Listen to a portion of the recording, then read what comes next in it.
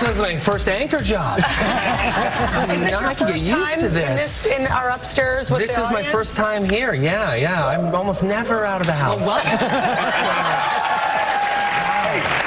But when you are out of the house, you're very productive because you had one heck of a year. Critics' Choice Entertainer of the Year. Oh, wow. Yeah. I made that award up. A star on the Hollywood Walk of Fame. That's fun. Yeah.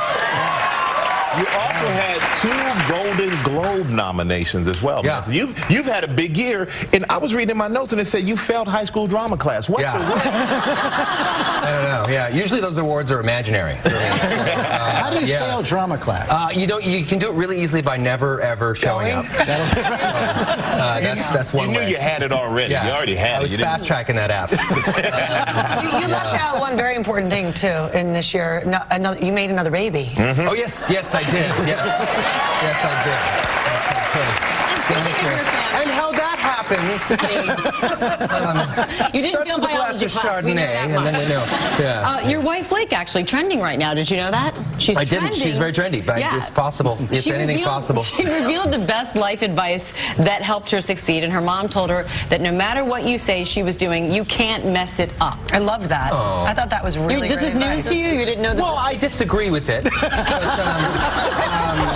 But, respectfully. So, what's the best advice you ever got? The best advice I ever got. I mean, it was real Horatio Alger, sort of go west kind of stuff. Okay. Nothing great. There wasn't that pivotal thing. The best advice I ever got was actually from a director that I worked with. One of my first jobs when I was 17. He said, "Whatever you do, don't go to L.A." and I did. I was 16 years old. I was like, you know what I'm going to do? I'm going to go to L.A. Because I'm that guy. Yeah. And I'm going to die young. Well, here's some advice for all of you. Go read his Twitter feed, especially if you are parents. It is so funny. I want to read a couple of the gems right here. All right. It's all about parenting. Outside, Exactly. I watched Frozen without my 2-year-old this morning. Despair reveals itself in many forms. It does. That's true. That is very true. I'm teaching my daughter that the sun goes down each night because it's mad at her. Probably going to write a book on parenting at some point. Yeah, working on that right now. My daughter's only 6 months old, already drawing. I'd hang it on the fridge, but honestly, it's absolute garbage. That's true. Really good horrible. Yeah. You're an honest parent, man. Yeah, she barely even hit the paper with that thing. This is garbage. I'm going to hell. Is what we've sort of circled back to here. You say what people think. It's funny. I know. I've always had empathy for parents. Especially like flying and that sort of thing. I remember that before I had kids, I was always like, God, that's hard. Because you can see they're sweating and they're nervous because their kids yelling and everyone's mad at them, and you're just like, I was like, oh, I know. And I'm the same way. I mean, I would rather drink a piping hot bowl of liquid rabies than get on a plane with my 2 children. I also hear, by the way, that especially well, at 2 years old, they just have to like rip all their clothes off and introduce themselves to everyone on the plane. They're just like, please, can we land in a farmer's field?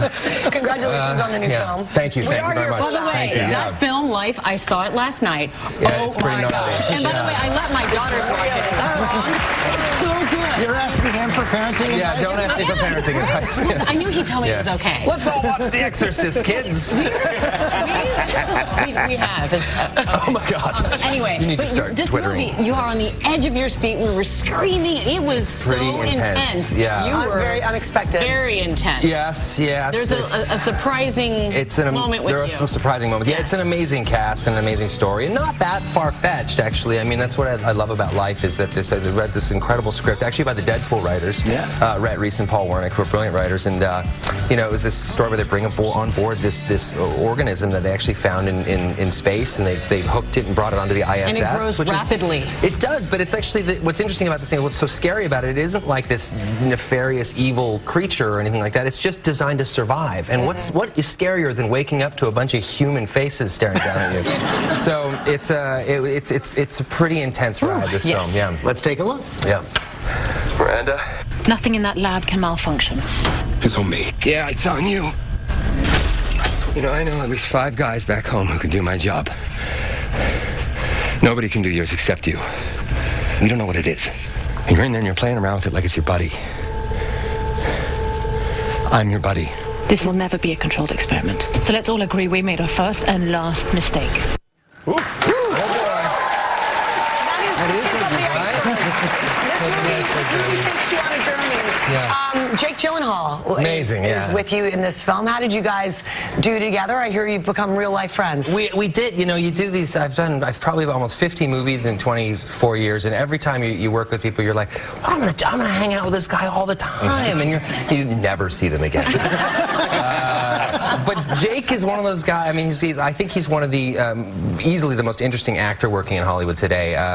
Definitely one of my favorites. And then at the same time, he's just one of the kindest guys I've ever met. So suddenly I found myself, we're hanging out. No, we're hanging out all the time. We live near each other. It's great. Yeah, it's cool.